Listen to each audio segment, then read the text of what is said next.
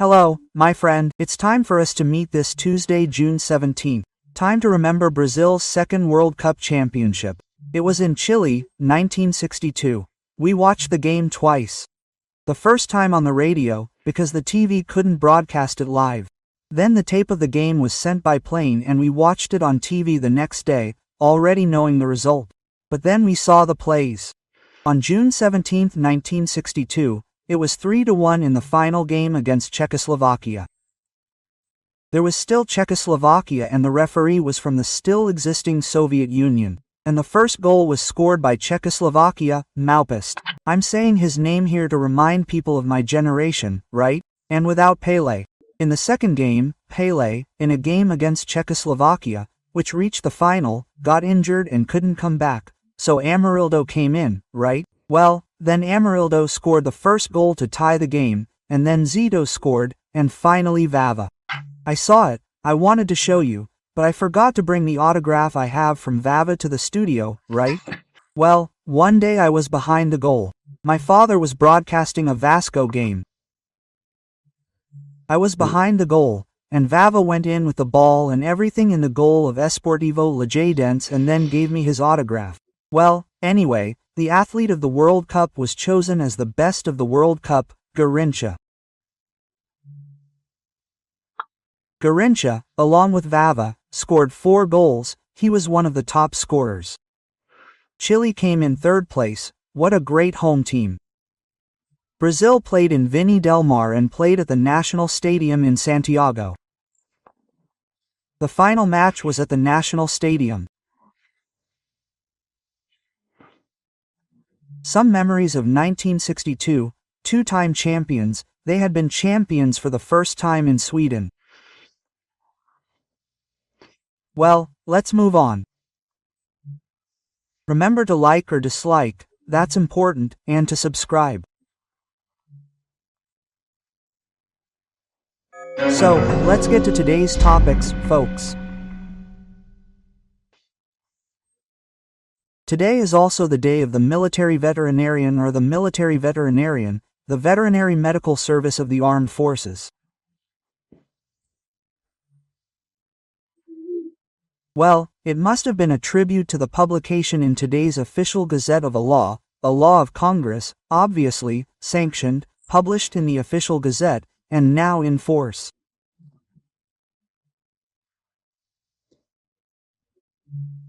It is forbidden to tattoo and pierce dogs and cats.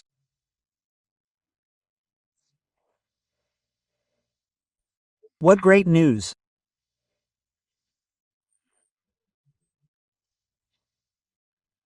Well, I saw that the Federal Veterinary Council welcomed this law, saying that it will prevent infections and lacerations.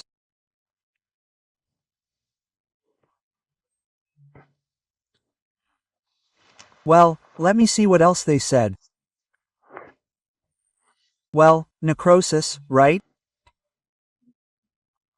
And other aggressions to the bodies of animals that we value so much, in addition to the aesthetic aggression, right?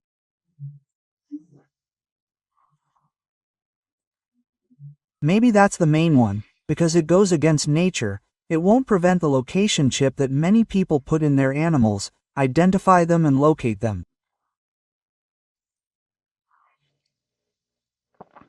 What great news!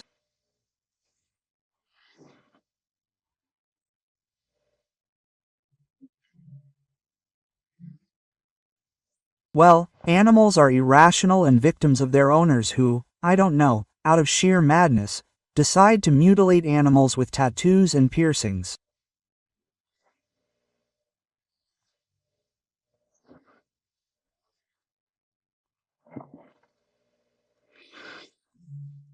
Well, yesterday we were talking here and they were still giving speeches in the chamber, perhaps to provide a quorum. Look, there was a good quorum.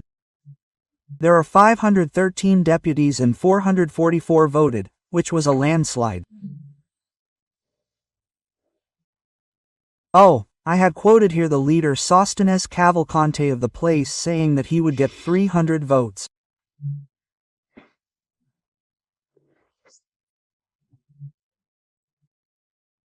He didn't get 300. He got 346, almost 100 votes more than necessary to give urgency to the legislative decree project to overturn the executive decree that increased the tax on financial transactions, that is, on opening credit, on exchange rates, making everything more expensive.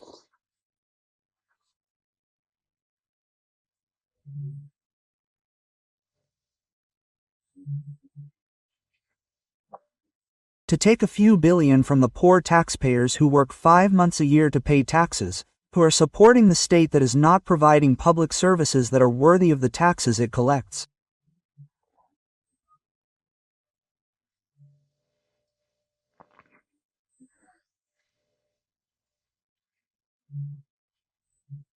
Only 97 out of 513 deputies had the courage to vote in favor of the government and against the taxpayer. Only 97, 346 votes.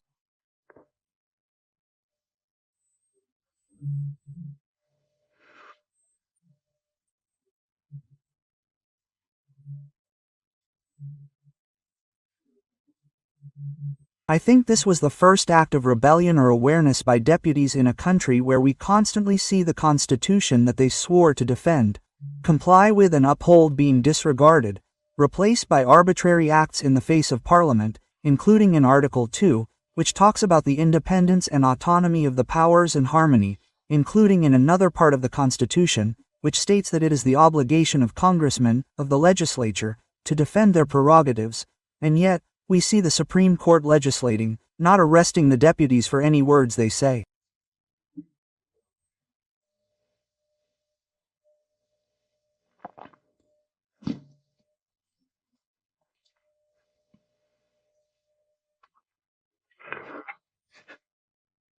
They can say any words anywhere in the world, at any time. That's what the Constitution says in Article 53, but let's get back to that. So, it's rare for a deputies not to be silent, not to become alienated and to return to reality and vote. Well, now they're going to vote, they're saying they'll vote this week. It's obvious that the overthrow is going to be overturned, right? With this number of votes for urgency, it's clear that they're going to overturn the IOF legislative decree. They're already announcing the provisional measure that's putting more income tax on agricultural credit letters, real estate credit letters, debentures. Maybe these are also credit mechanisms to support production, maintain employment, right? Maintain economic activity. Well, this provisional measure is doomed, especially because there's an election next year.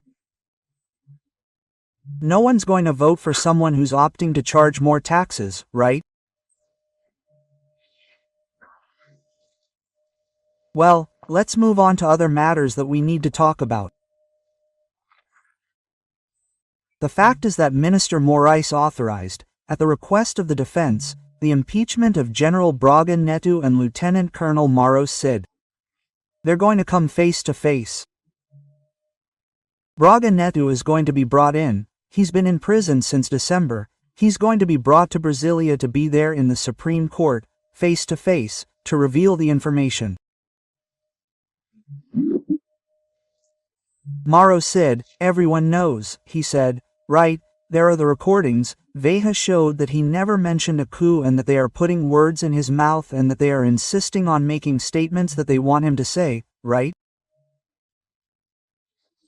Everyone saw the interrogation by Minister Morais.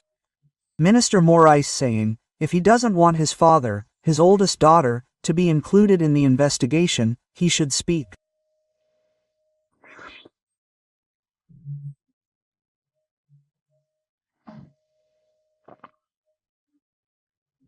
And another accusation, on the same day, the 24th, next, General Freire Gomes, former commander of the army, and Anderson Torres, who on January 8 was Secretary, of Public Security of the Federal District, was Minister of Justice, of Bolsonaro, right, who, by the way, Bolsonaro is indicted by the federal police, him, Carlos Bolsonaro and Congressman Alexander Ramajan, for using a listening device, a so-called first mile, in the service of the government, to illegally spy.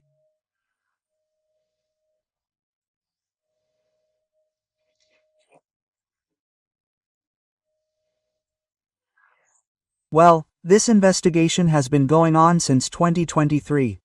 Just for those who didn't live through that time, I did, right?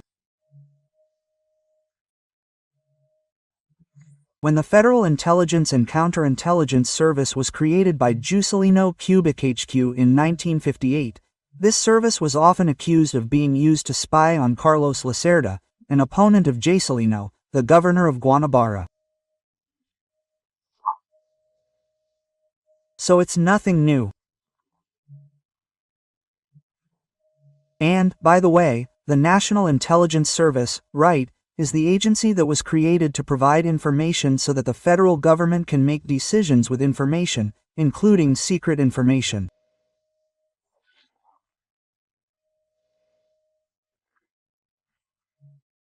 The lack of this service, on one occasion, meant that the security of then-President José Sny was not alerted to a planned attack. The attack happened. The guy threw, I don't remember if it was a hammer or a hatchet, at Sane, who was inside a bus with his entourage. I remember that during the Figueiredo administration, the SNI detected these dangers because I myself, in Belém, went to talk to the students who were trying to throw rocks at Figueiredo's bus, something like that. The other day, I met a former student, now a respected professional, who told me, "You went there to talk to us and brought our demands." And there was no trouble because of that, but it was all because the intelligence service warned and discovered it beforehand and gave all the information so that a serious incident could have been avoided through dialogue in Brasilia. Quote, Alexander Garcia.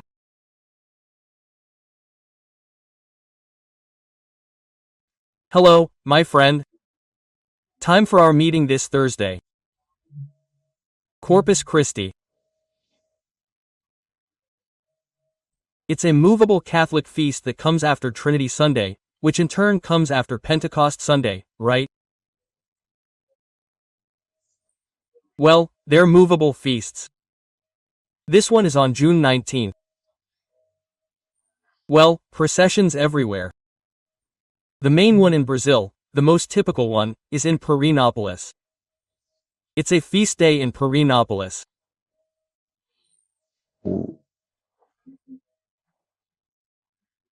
It's the parade, the procession, carrying the host that represents Christ from the Last Supper, the bread and wine that were served by Christ, by his apostles.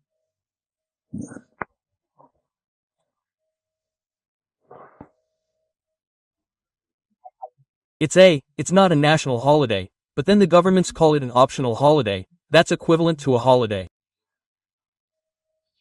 It's a religious holiday, like a holiday, right?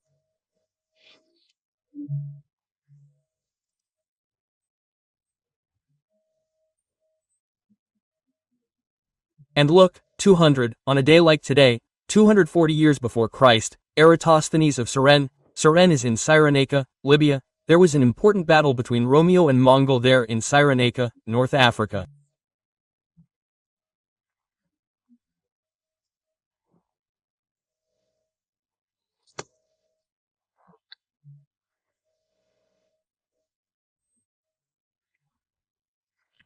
This Eratosthenes calculated by the shadow of a rod that he stuck perpendicularly in the ground and based on the fact that the sun's rays are parallel, calculating the shadow and the 360 of a circumference.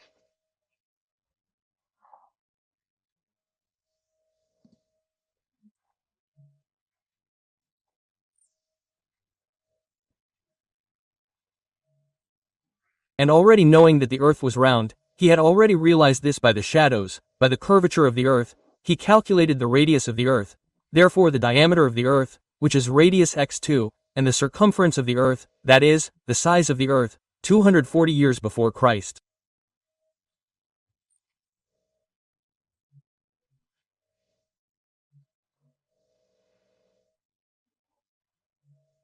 Just so we know that the brain was not born now with artificial intelligence. The brain is a gift.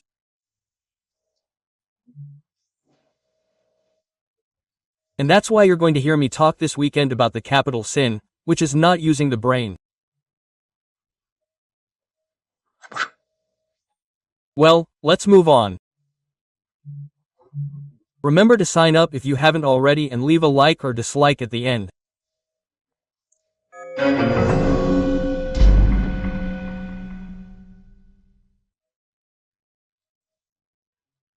Well, there's no political movement in the National Congress today, but Congress started the week showing strength against the government. Only 97 government supporters voted in favor of the government out of 513 deputies.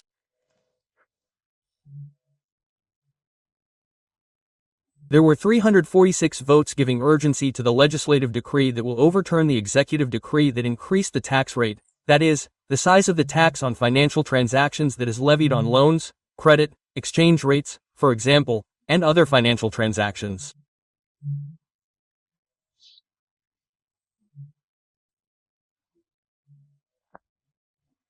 And this was a warning that the provisional measure that imposes income tax on agricultural credit notes that support agricultural credit, which is for productive activity, real estate credit, which is for civil construction, which creates a lot of jobs, right?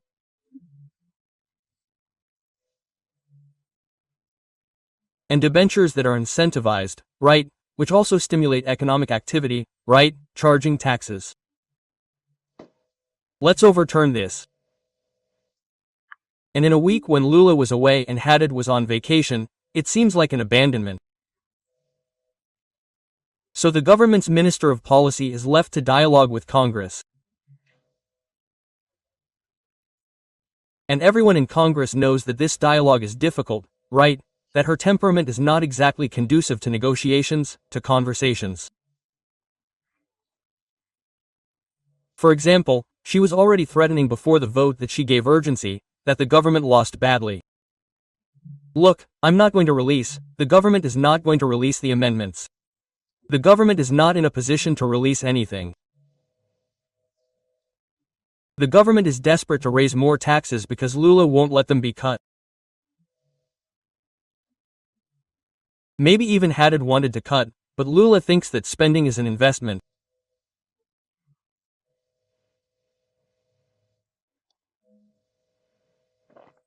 But there are no mandatory expenses that have to pay the payroll, those things, but there are expenses from the bloated mismanagement.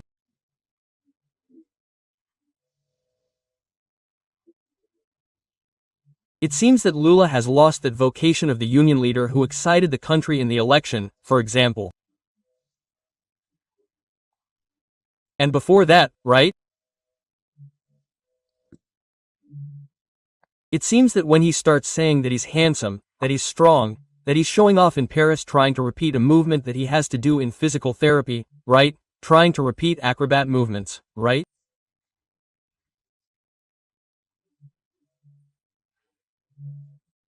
Well, and then we see that that verse by Vinicius Moraes, from Osana's song, applies. The man who says I am, is not because the one who really is doesn't say so. He doesn't say so because he doesn't need to say why he is. When he needs to say why he's not, he's feeling it himself, right? So the provisional measure, I talked about the provisional measure, okay. Well, it's the same as a decree, but it has a limit, right? Well, it's valid for 60 days, extendable for another 60, that is, it's valid for 120 days. If there's no statement from the National Congress, well, it loses its validity, it ceases to have mandatory power. So, the provisional measure, Lula has issued 150 provisional measures so far. 91 expired, they were reaching their expiration date, it was over, it no longer has any force.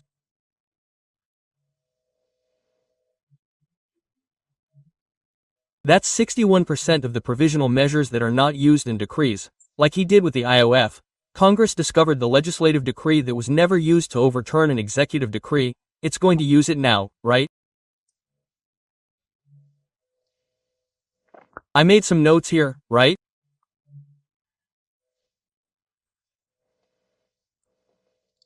Well, the Minister of Political Negotiations lacks empathy with her peers in Congress.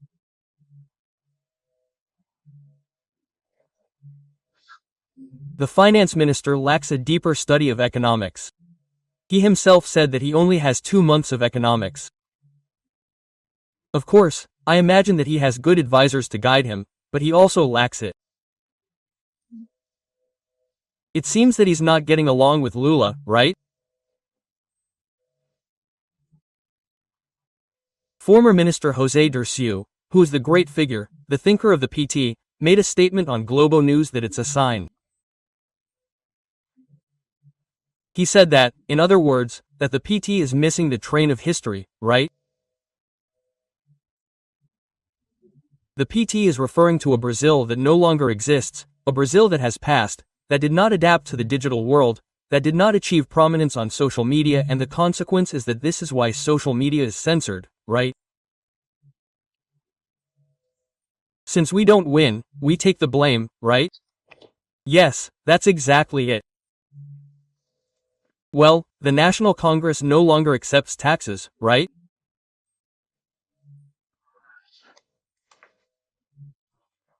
Lula insists on thinking that there is a free lunch and there is no free lunch.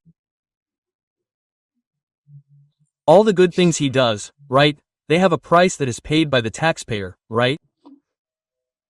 He is giving away free electricity. Well, those who pay for electricity will pay more, it has to come from somewhere. The government does not produce wealth, the ones who produce wealth are those who work, right? So that's the issue. Today I am focused on this economic issue, taking advantage of, right, a holiday that has no political activity on the day, but there are these reflections that we need to make, right?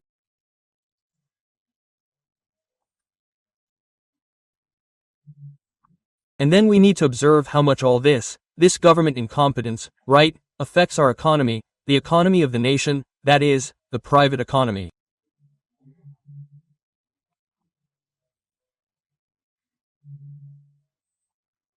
Meanwhile, this will affect economic growth, that is, the production of companies, the ability to create jobs, to export, to produce more food, more goods, to compete with products that come from abroad, right?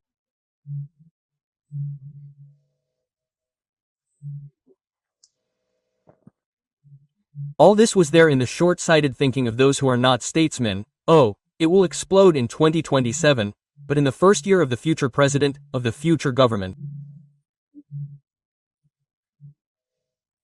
And the worst part is that economists are extremely worried that it will explode sooner. This fuse is short. It will explode in the last year of the current term, and that is an election year. This should give Lula the creeps, but Janja probably won't let him get the creeps. I've seen complaints from many people in the PT that she provides protection, a shield, including a shield, let's say influence, right?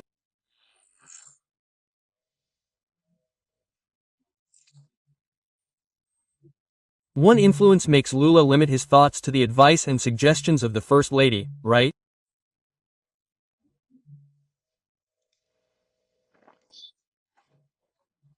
And just to finish, right, complaints from deputies who are pro-government who are not received by ministers, that it is difficult to be received. I remembered this because a previous complaint was that Janja did not let them bring their problems to Lula, saying that Lula could not be bothered and so on. From Brasilia, Alexander Garcia.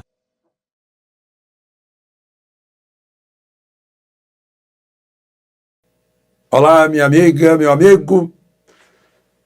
Veio um avião de Portugal, foi para o Rio Grande do Sul, levou apenas 300 quilos de donativos, segundo a informação oficial, e 61 voluntários, mas não foi nesse avião que eu voltei. Eu voltei no voo normal para Brasília.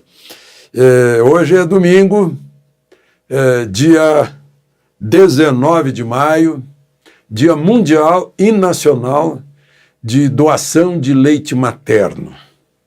Quem já passou por isso sabe o quão importante é essa doação. Há mães que não conseguem amamentar e há mães que têm leite sobrando. E aí já começa a vida de crianças sendo irmãos de leite. E é bom que a gente lembre que leite materno é o mais perfeito, mais completo alimento que existe. Na vice-colocação está o ovo da galinha. Bom, vamos então aos assuntos de hoje. Não esqueça de se inscrever, de se juntar a nós. Vamos chegar a 3 milhões.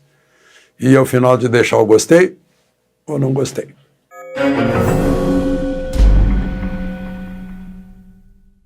Bom, eu comecei falando em avião de Portugal. Foi lá que eu soube que havia preocupação de que dentro de qualquer voo, de qualquer carga de donativos, pudesse o crime se aproveitar para mandar alguma coisa.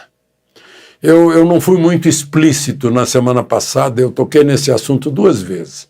Eu não queria levantar nenhuma desconfiança sobre transporte de donativos. Mas agora, pelo menos um caso já se descobriu, já se tem. Um caminhão com placa de Cascavel foi pego pela Polícia Rodoviária de Santa Catarina e Polícia Rodoviária Federal no município de São Domingos. Dentro do pneu e roda de reserva havia 52 quilos de cocaína e 1 quilo de crack. Certamente vindo da fronteira. E, segundo o motorista de 39 anos, que está preso, ele disse que foi contratado e deveria deixar num posto de gasolina antes de entregar os donativos. O caminhão ficou apreendido como prova do crime, mas os donativos seguiram viagem em outro veículo. Vejam só como o crime se aproveita. E, por coincidência, hoje o governador de São Paulo, o governador Tarcísio, revelou que o PCC tem 1.100 postos de gasolina no país. Meu Deus do céu. Nós temos aí, é o país. Né? A gente está vendo lá gente que está envolvida na operação, que já vimos o nome na Lava Jato, no Mensalão. A gente tem que se escandalizar com o crime engravatado e o crime institucionalizado e o crime chamado crime comum. Né? Tem um comum e um mais nobre neste país. Aliás, lá no Rio Grande do Sul ficou muito estranho que agora tem uma segunda capital do estado, que é em São Leopoldo, sede desse ministério especial para cuidar lá, e era exatamente o ministro da propaganda. O que se viu foi a propaganda, o Estadão, num editorial vibrante, forte, mostrando que o presidente da República se aproveitou, segundo o editorial do Estadão, de uma tragédia para fazer campanha político-eleitoral. Eu vi a foto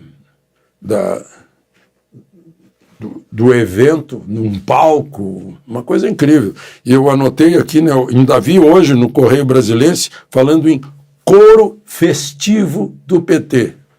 Imagina fazendo festa eleitoral às custas de corpos boiando, como disse um negro na rede social, para responder aquela referência do presidente Lula, que não sabia que tinha tanto negro no Rio Grande do Sul. E eu já comentei aqui, se ele estudasse a Revolução Farroupilha, ele saberia que tinha muito, né? Que eram farroupilhas pela liberdade e pela República. Assim como foi o exército formado em Guararapes. Então, e ele respondeu que não havia diferença entre a cor dos corpos que estavam boiando.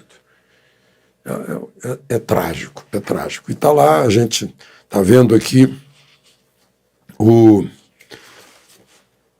pessoal de lá falando, né, que nós não somos clientelistas. Não nos venha com paternalismo, não aceitamos. Esmola é humilhação, já cantava o rei do Baião, né? Então, não trate dos mesmos métodos. É melhor não fazer isso.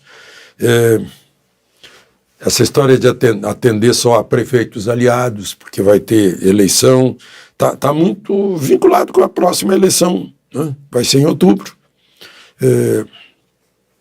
E a gente fica pensando, ações emergenciais agora não vão ter licitação. E a gente conhece os métodos, o Mensalão já revelou os métodos, o Lava Jato, o Petrolão revelou os métodos. Tem muita gente preocupada, né? Porque a história recente mostra, e o próprio governador ficou perplexo, ficou sabendo pelos jornais, segundo ele disse, dessa representação do governo federal no Rio Grande do Sul. Muita gente está chamando de intervenção, né? Eu vejo... E depois as coisas estão descobrindo coisas que deviam ser descobertas em 1941, aliás, foram descobertas na enchente de 41 e todas as demais, né? Reafirmado em setembro último. Gente, dragagem de rio, manutenção de diques e de comportas.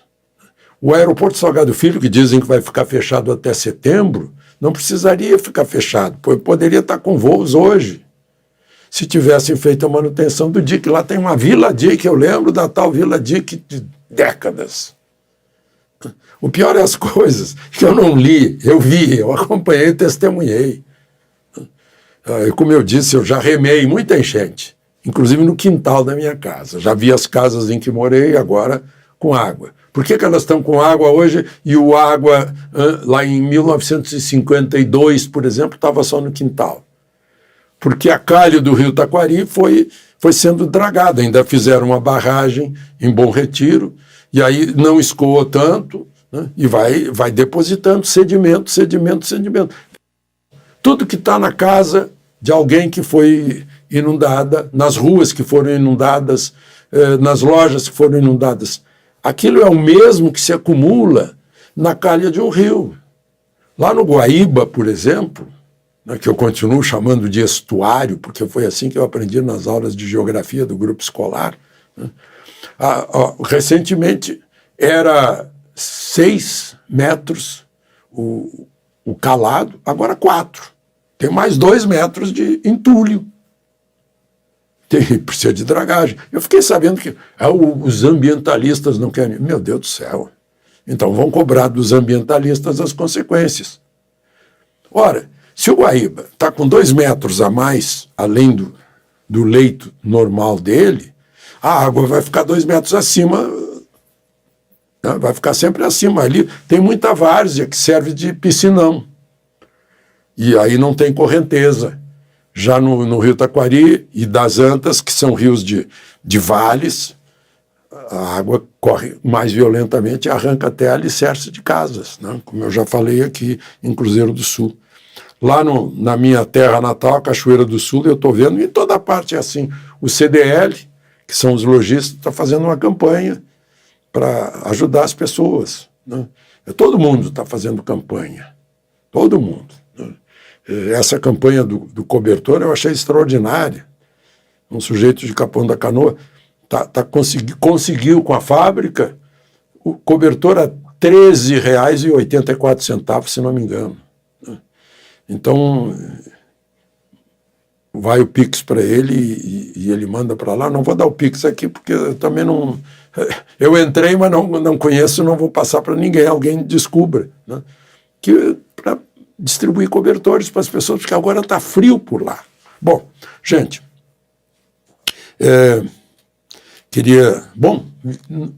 não custa lembrar e elogiar o trabalho da Polícia Rodoviária, a Federal e a de Santa Catarina, que por um trabalho de inteligência localizaram esse caminhão que eu falei no início, que estava com cocaína dentro do pneu, né? Tiveram que abrir, desmontar a roda, desmontar descobrir tudo. Sabiam que já estava lá.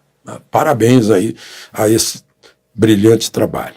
Bom, houve uma reunião no Palácio Alvorada e, segundo a notícia, foi no sábado, fazer um balanço das ações federais. Mas não se sabe exatamente o que foi. Temos uma informação de que a ministra da Gestão, bom, a minha mãe era gestora, me gestou, a ministra da Gestão, daí inventa essas palavras. Mas ela disse que está precisando de uma lei perene sobre isso. Ô, ministra, a lei existe desde, acho que de abril de 2012. Deixa eu ver aqui se eu acho. 10 de abril de 2012. Lei número 12.608. É uma lei de proteção contra desastre. O Tribunal de Contas já cobrou 10 vezes ações, só que não fizeram. Então estão falando de novo, tudo isso que você lê no jornal, todo mundo dá palpite, vamos dragar, eu acho que tem que fiscalizar a construção de ponte ou reconstrução de ponte para ver se a ponte resiste, como deveria resistir à água, se o aterro resiste, se o asfalto resiste. Né? Só que não adianta falar agora, depois que a água vai embora, não falam mais. Esse é o problema. Aí na próxima vão falar de novo. A próxima vai ser pior, se não fizerem alguma coisa agora. Manutenção de diques, de comportas, dragagem tem que ser um mutirão de dragagem, não basta uma draga só, não. Acho que tem que ser dezenas de dragas, né? Ou centenas, quem sabe. Né? E manutenção de encosta e lei municipal de localização de construção. Né? O que ficou com gente com problema agora... Não teve lá, quando eu era menino, não tinha, porque não tinha ninguém lá, ninguém construiu lá, porque sabia que a água vai na várzea. Mas a lei municipal deixou construir. Bom, só para terminar, o presidente da República se manifestou sobre o Julian Assange, que é um australiano que desde adolescente foi hacker, né? E ele já foi preso na Suécia, lá na Austrália também, e ele divulgou documentos do Pentágono, da Casa Branca, sobre a presença americana no Afeganistão, no Iraque, e foi uma quantidade grande que ele divulgou, e não foi pouco, saiu no New York Times, no Le Monde, no The Guardian, né? E os americanos querem julgá-lo por equivalente à espionagem. Ele está preso no Reino Unido, ele estava asilado na Embaixada do Equador, houve um acerto lá com o Equador e o governo inglês, e a polícia entrou na embaixada e levou ele. Ele está preso. E nessa segunda-feira há um julgamento da extradição para os Estados Unidos. E aí o presidente Lula postou o seguinte, que Assange, que deveria receber o prêmio Pulitzer, ele já recebeu alguns prêmios, inclusive da Anistia Internacional, inclusive aqui da Fundação, não é a Fundação Chico Mendes, acho que é, aqui no Brasil, dizendo que ele está preso, devia receber prêmio. Presidente Lula está preso há 5 anos ante o silêncio de toda a imprensa que deveria estar defendendo a sua liberdade como parte da luta pela liberdade de expressão. Vocês já sabem o que eu vou dizer, né? Está falando do Assange. É só olhar aqui para dentro da casa dele, da nossa casa, no Brasil. Liberdade de expressão e gente presa e gente fora do país. Por causa disso.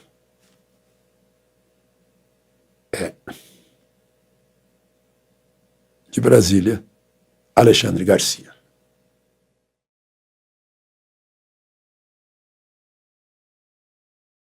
Hello, my friend. It's time for our meeting this Tuesday, April 29th. Behind me, the Roman arena of Verona, built while Christ was among men.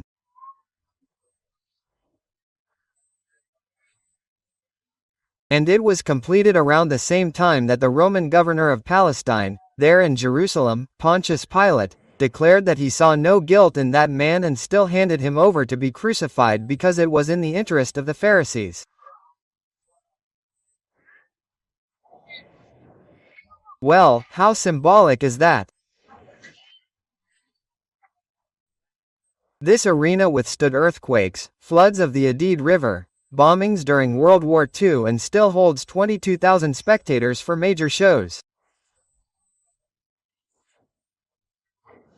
Originally it would hold 30,000 to 33,000 people from the Roman Empire. Don't forget to subscribe and at the end to like or dislike.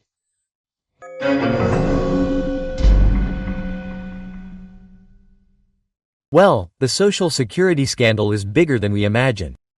Now there's a lady Cecilia who reminds me a lot of Georgina de Freitas. Do you remember her? Georgina was a Social Security attorney and embezzled $1,200,000,000. Just imagine. She was sentenced to 14 years in prison, as if it had been written on the statue of justice that Monet with lipstick had lost. She was sentenced 14 years ago, fled to the Caribbean, was later extradited from there, returned to Brazil, served her sentence or part of her sentence. She was released, was driving, crashed her car and died in 2021. Georgina de Freitas. Now there's this lady Cecilia Rodriguez Mota. Did you find out that she made 33 trips abroad, including to Dubai, Paris, Lisbon, and had a companion with her? She was president of 2 associations of pensioners and retirees, all elderly, right? Well, anyway. And what's more, look at what was discovered. It's one after the other, right? The people who were related to her received more than 14 million. Oh, look at one more thing. The INSS authorized it all at once, authorized it in batches, as if it were a Supreme Court trial on January 8, authorized it in batches. In one batch, there were 34,500 deductions. And now the Confederation of Agricultural Workers, CONTAC, is also involved. CONTAG is being investigated for $2 billion between 2019 and 2024, right?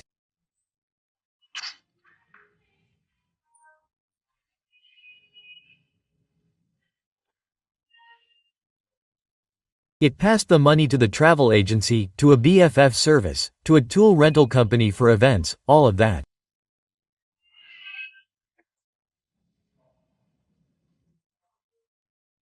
And it was also discovered that it was a real gang. There is a civil servant, a federal police officer, 27 years in the federal police.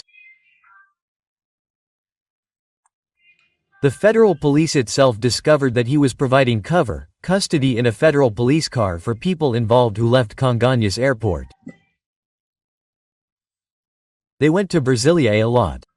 Who knows why he was in custody, right? Did he have money? Yes, yes.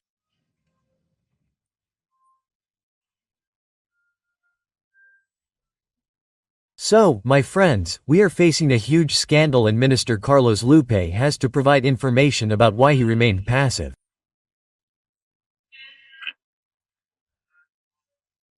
He says he didn't fail to act, but he was warned back then. There's already proof of that. At a meeting of the Social Security Council in 2023, the CGU was also warning, the Federal Court of Auditors was warning, and Lula will also have to explain why he's keeping the minister, right?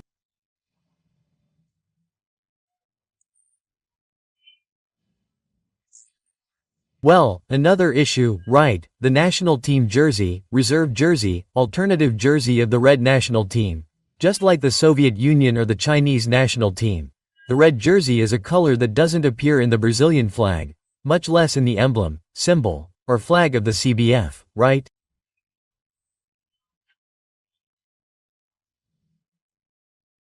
The CBF statute says that the national team jerseys must contain colors from its emblem, its flag. But red isn't there, because the CBF emblem repeats the colors of the national flag. And Brazil is green and yellow, right? It's the green of the House of Bragança, the yellow of the House of the Habsburgs of Austria, of Princess Leopoldina and of Pedro I at independence. These are the colors of the flag since the beginning, since independence. The flag belongs to the Republic, only the center was changed, the shield of the Republic was removed, the coat of arms of the Republic was removed, and the sky of Rio de Janeiro was added on November 15, 1989, right? That's all. But of course there are political reasons, right? They'll say, no, the Bolsonaro supporters appropriated the national team's jersey, which became their symbol. It wasn't a symbol of Brazil in Copacabana, on Avenida Paulista, on the Esplanada. That's what's at stake. Yes, it's the symbolism of Brazil being green and yellow. The team will end up losing fans, right? I saw Oi Luis saying that he'll go back to cheering for 7-1. That's what could happen.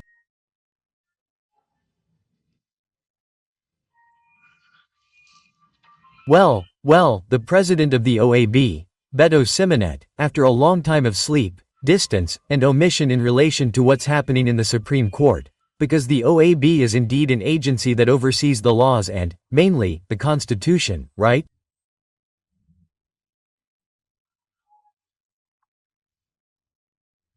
But he was far from the Brazilian reality.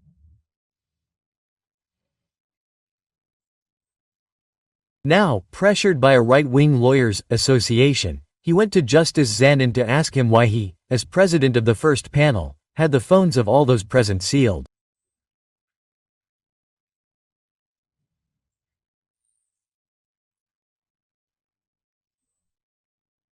And the answer was that Justice Zanin said he had police powers and that as president he sought consensus. There was consensus in the panel, that is, everyone agreed to do this, for the smooth running of the proceedings as an exceptional measure.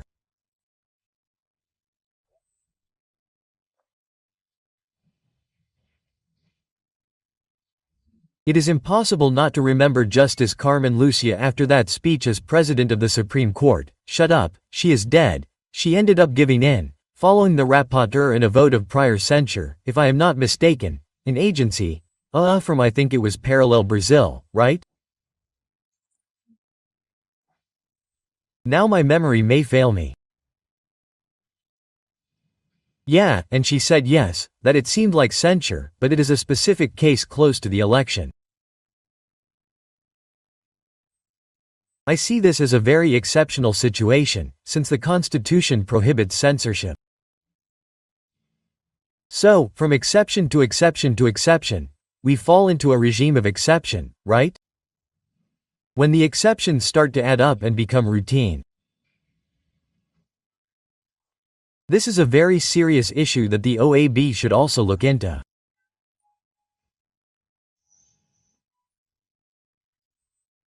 But then, after Minister Zanim's explanations, the Supreme Court reiterated all of this in a note that implies something else, saying that filming and photography are not allowed during trial sessions, whether in the plenary or in the panels.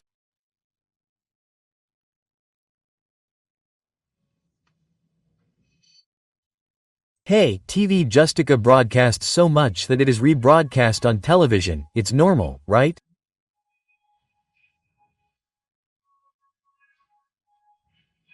So, it seems that it has become prohibited, just like in the American courts. For example, people can draw characters, but they can't take photos.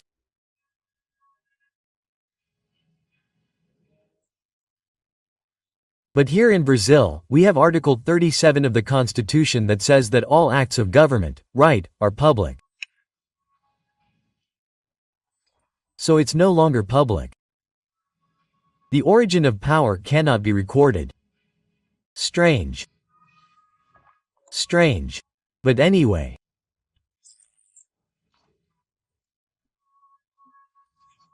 And finally, the former Supreme Court Justice, now Minister of Justice, Ricardo Lewandowski, was invited by the Security Committee of the Chamber of Deputies and there was a fight there.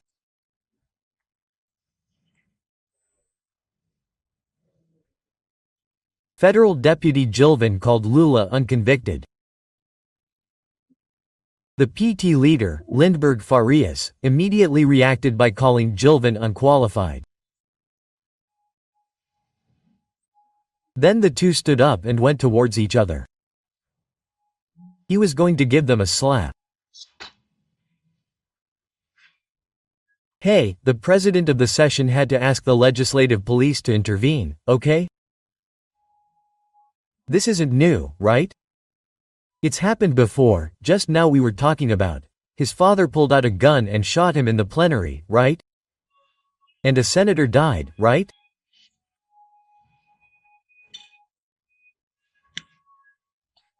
Well, just to remind you, if it's not a joke, if you don't think you're in the school group during recess when the kids decide to settle their differences with a slap, right?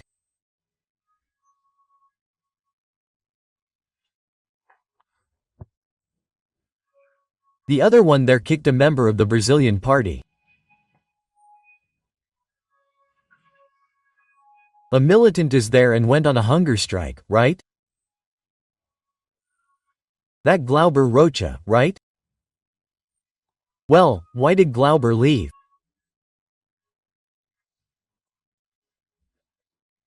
No, sorry, I always come with Glauber Rocha, but Glauber, anyway, it's terrible because the principal sees this and is horrified and realizes that, oh, gosh, I voted wrong, I elected a brawler, right?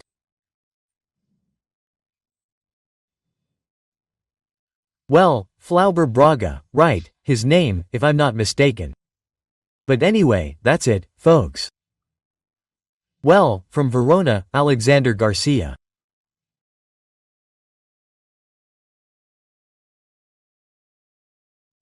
Hello, my friend. Time for our meeting this Thursday, October 16th. It was on October 16, 1979, that Polish Cardinal Joseph Karol Wojtyla was elected Pope. He adopted the name John Paul II. The only pope who had died recently was John Paul I, whom I saw from the window of St. Peter's Square, who had the shortest papacy, 33 days. I had that blessing. He was 27 years in the papacy, entering at 58 years of age and dying at 85. He just reversed the numbers. He did everything, right? He was a soccer goalkeeper. He was a soldier in World War I. In World War II, he was run over by a Wehrmacht patrol car. He was rescued by a German officer. He was Archbishop of Rovia and fought communism in Poland and around the world. It was the most important factor in the disintegration of the Soviet Union and promoted ecumenism, first within Christianity itself, right, among Catholics, Orthodox, the Eastern Church, Anglicans, Lutherans, right, but even with the Dalai Lama. He visited him 8 times, right? And he visited Islamic leaders, came to Brazil twice, right, and was shot at in St. Peter's Square, right? Many people suspect that it was because of the Soviet Union that Ali, who already had a criminal record in Turkey, had already been convicted of a homicide, a bank robbery, right, and suffered a perforated intestine, colon, right? It was terrible, but he recovered. Oh, he not only played soccer, but he was a good skier, rower, right? He had a very good physique, he recovered. He went to visit Aliaka, who was convicted, and it is said that they had a 30-minute conversation. Many people assume that Aka revealed who ordered it, right? Well, this attack was in 1981, on May 13th, the same day as the apparition of Our Lady in Fatima, which would have revealed a tragedy to the shepherd children there, right? Who knows? Anyway. Well, and look, now, back in Brazil, right?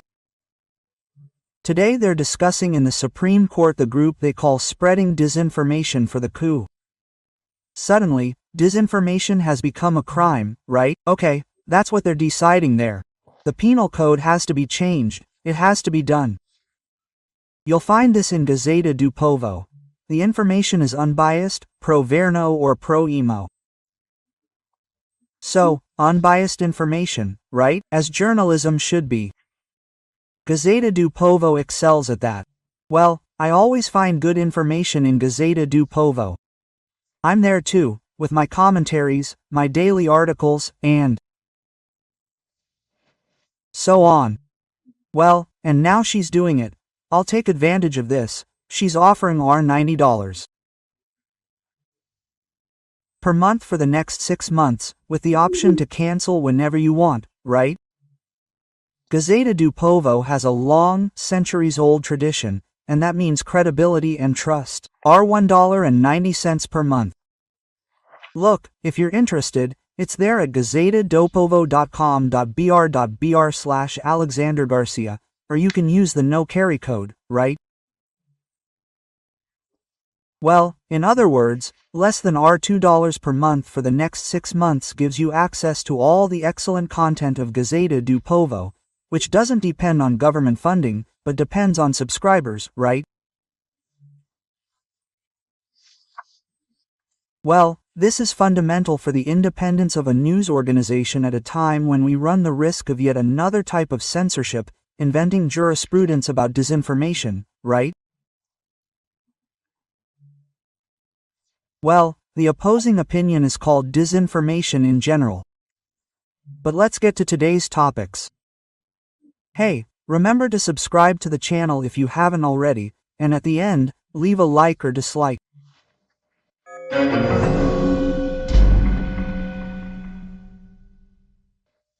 Well, the most important topic today is the consequences of the expectations created by Lula's statements yesterday, which weren't just about chemistry with Trump, it was about the petrochemical industry. He was trying to be funny, it was a bit strange, right? But it was a normal meeting, I wouldn't even say cordial. Hey! The information we have, that I have so far, is only from the Brazilian side. That's what Foreign Minister Mauro Vieira said after the over an hour meeting, which I found very short, at the White House. According to him, there was an initial meeting between just the two of them, Marco Rubio and Mauro Vieira.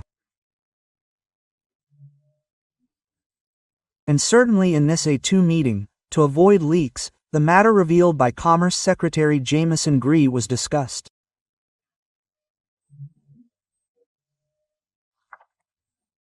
Well, he explained, look, 50% tariff is as follows, 10% is commercial, 40% is a sanction to Brazil, it's a warning to Brazil, because the rule of law is withering away, there's censorship, right?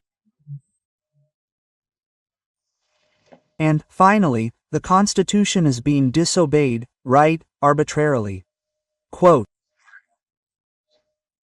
Well, so that's the conversation. I wonder what Mauro Vieira said when he said, look, the powers are independent, this is the Supreme Court's doing, right? We have nothing to do with it. But the President of the Republic swore to defend the Constitution, it's there in his oath before Congress, right? I don't know if Marco Rubio knows about the content of the President's trial, if he does, he must have demanded it, right? But he has to defend it and he didn't. He's being supportive of what's happening there in the Supreme Court, right? Then there was another meeting with everyone, the ambassadors, the trademan, right?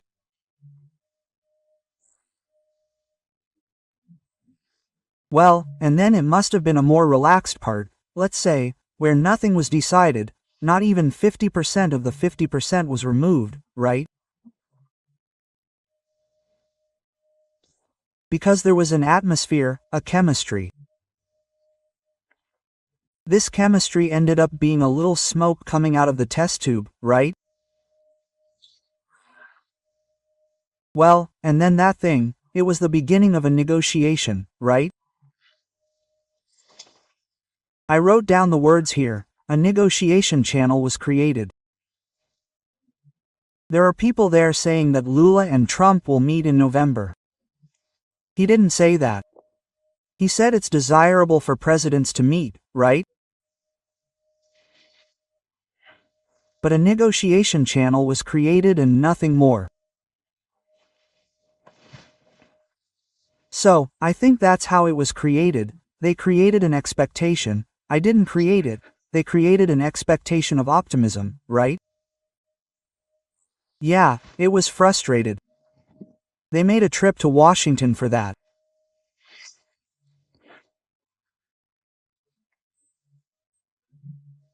Well, since I'm talking about the United States, Elon Musk, a billionaire, told the Brazilian-American Flavia Magalhães to use her lawyers, all the lawyers he recommends and pays, he will pay.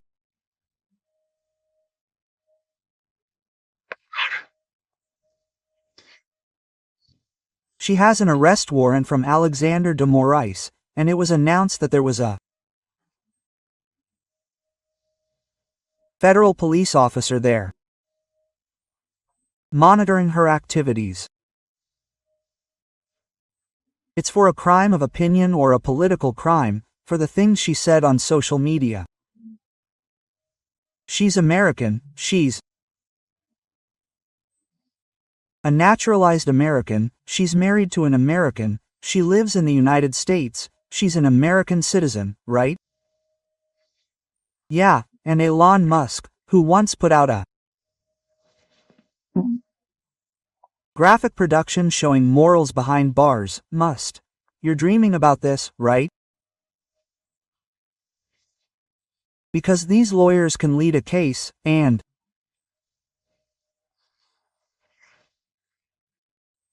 Moraes is already facing other cases, he's already involved in others because of American companies he hit, and he runs the risk of being convicted in the United States and having his name mentioned in Interpol. Imagine, right? It's a risk. Well, speaking of risk,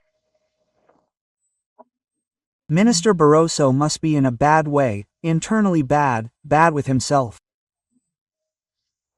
He's been crying a lot, right? We saw that in his public speeches. But yesterday he really got sick. He was admitted to the Sírio-Libanês hospital in Brasília, where he spent the night. He left the hospital today, but there's no record of him going to work at the Supreme Court, where he leaves on Saturday to retire, with paid retirement, right, fully paid, and with the right to security.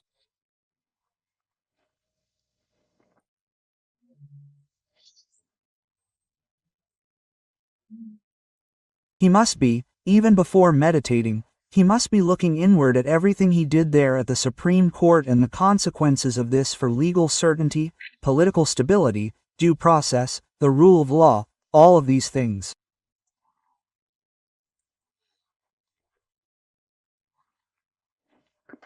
Speaking of which, just to wrap up, Moraes appointed a public defender to defend Eduardo Bolsonaro. Well, according to the official agency, in the case regarding the U.S. tariff hike against Brazil, he's accused of fomenting sanctions, the constitutional law, and visa suspensions in the Supreme Court.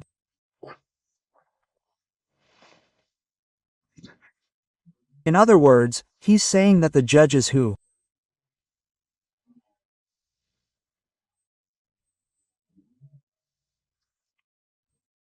are judging Eduardo are the ones who believe they were affected by U.S. sanctions and fomented by Eduardo.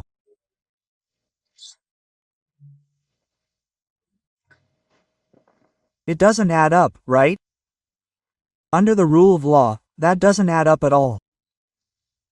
And anyway, look.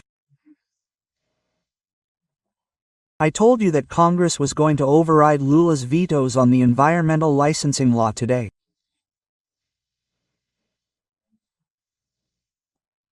They didn't override it because, at the request of the government, they canceled the meeting he had called for 10 a.m. of the National Congress, which is the joint meeting of both houses, the Chamber of Deputies and the Senate. Wow! From Brasilia, Alexander Garcia.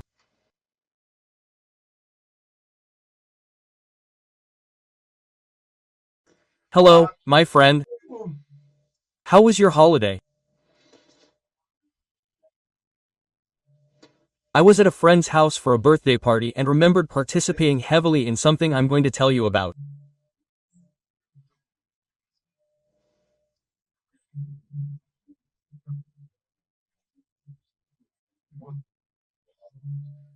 The first direct presidential election, after the one I voted for Gio Quadros in on October 3, 1960, was November 15, 1989. It was the first direct presidential election after 1960. The other presidents were elected by the National Congress, by the Electoral College, which was the National Congress.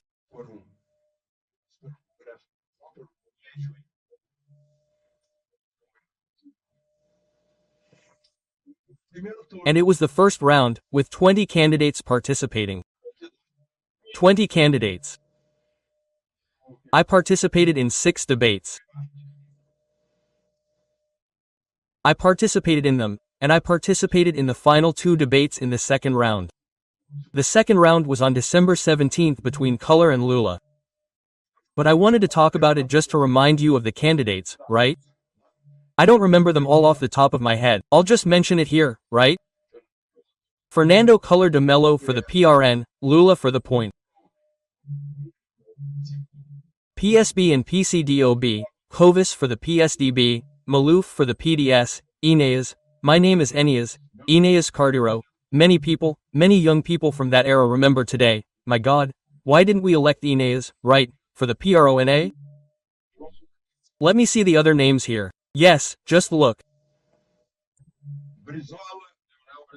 Brizola, Leonel Brizola, for the PDT, Ulysses Guimaraes, for the MDB, Aureliano Chaves, for the PFL, Afonso Camargo Neto, for the PTB, Afif Domingos, for the Place, Fernando Guevara, for the Green Party, Roberto Freire, for the Brazilian Communist Party, right? Ronaldo Caiado, for the PSD. Ronaldo Caiado ran propaganda campaigns from a horse, rearing up. The little brown guy, for the PSP, and others, lesser known. Just look, interesting. Dr. Aureliano and Dr. Ulysses, who represented the biggest parties of the time, were way behind. Ulysses got 4.7%, if I'm not mistaken, 4.7% of the votes. Aureliano didn't get 1% of the votes. PFL is incredibly powerful.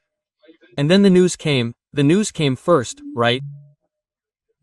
First of all, the Color Party got 30.48% of the votes in the first round among 20 candidates. Lula got 17.19%, Brizola came in third with 16.51%. Then came Covas for the PSDB with 11.5% and Maluf with 8.85%. The 2 ex-governors from Sao Paulo already brought that Sao Paulo electorate.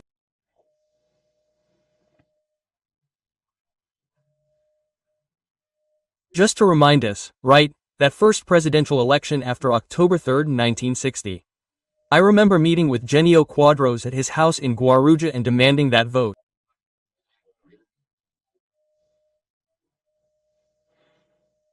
Well, let's move on.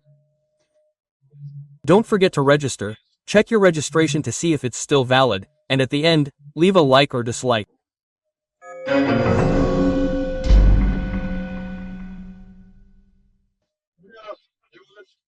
Today's first topic, another one from the Amazonian drug trafficking queen. She stated that the government paid for her ticket, which was to go via Brasilia.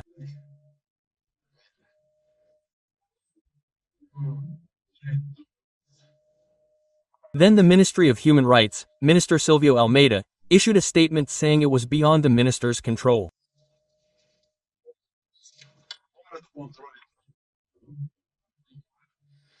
The minister didn't interfere in any way